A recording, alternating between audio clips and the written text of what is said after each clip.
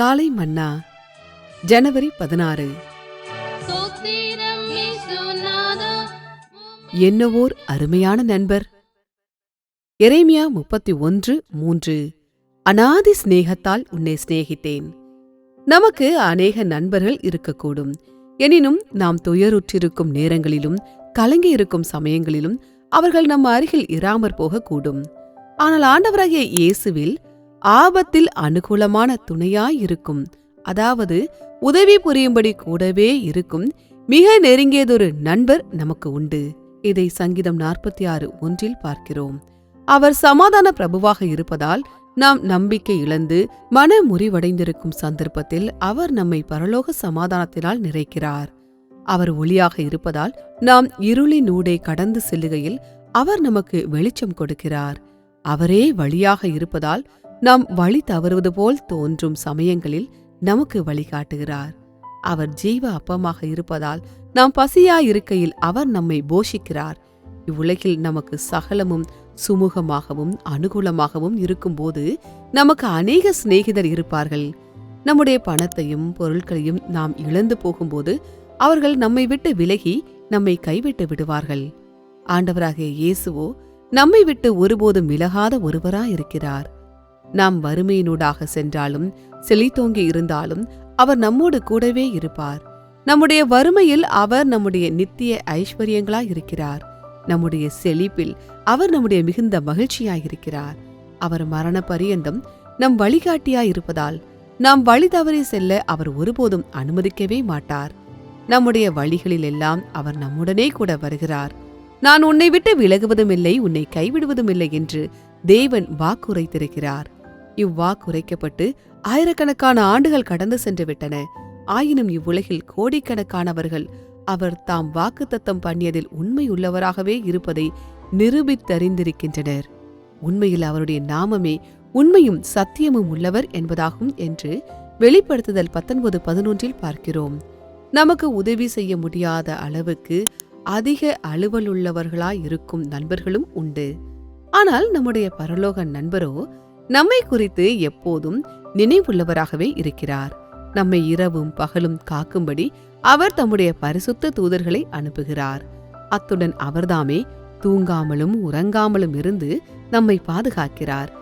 நாம் சில நண்பர்களிடம் நம்முடைய இருதயத்தில் உள்ளதை எல்லாம் வெளிப்படையாக கூற இயலாது.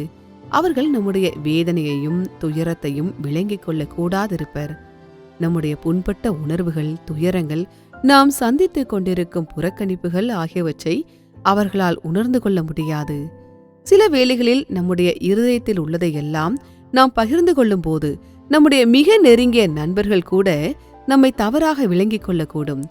ஆனால் நாம் எந்த பிரச்சனையினூடே கடந்து சென்றாலும், நாம் சந்திக்கும் சோதனை எதுவாயிருந்தாலும் நம்முடைய இருதயத்தில் உள்ளதை எல்லாம் எப்போதுமே பகிர்ந்து கொள்ளக்கூடிய ஒரு நண்பர் கர்த்தராகிய இயேசுவில் நமக்கு உண்டு.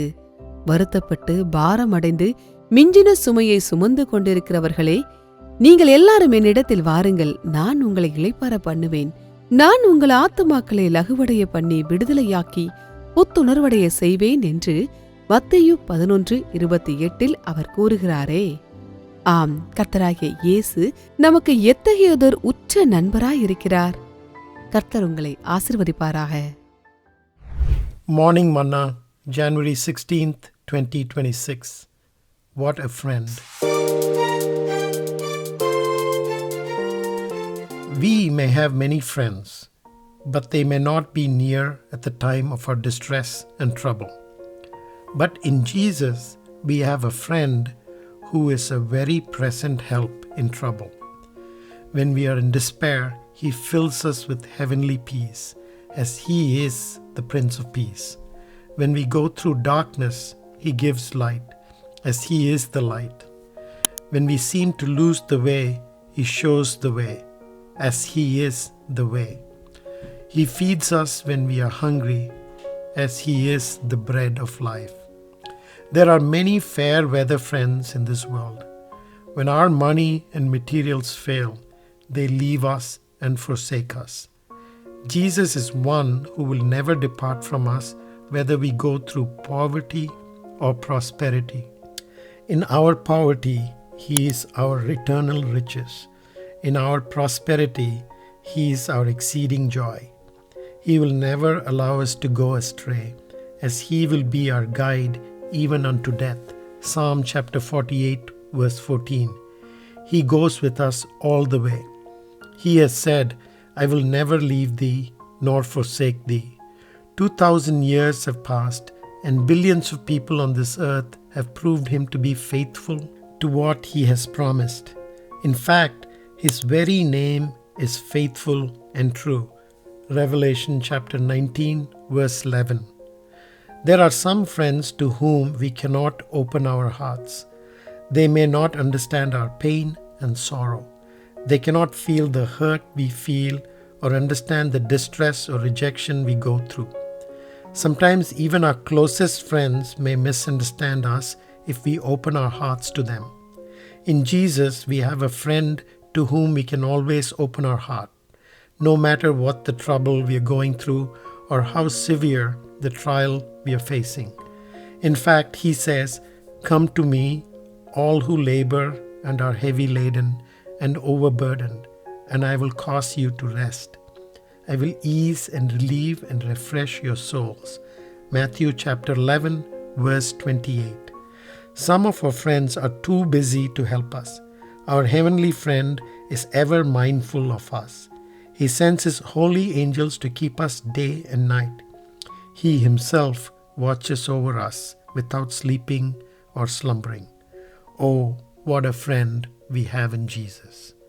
May God bless you.